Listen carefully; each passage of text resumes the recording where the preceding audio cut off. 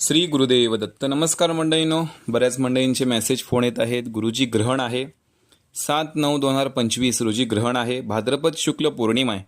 या दिवशी हे ग्रहण प्रारंभ होणार आहे.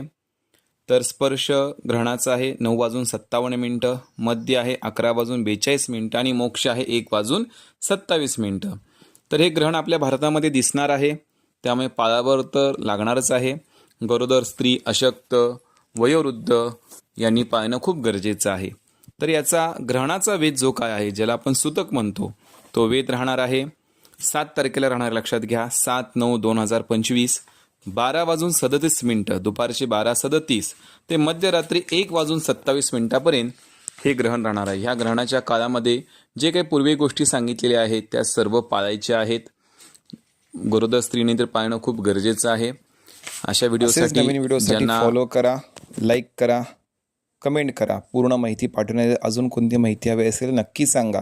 श्री गुरुदेव दत्त.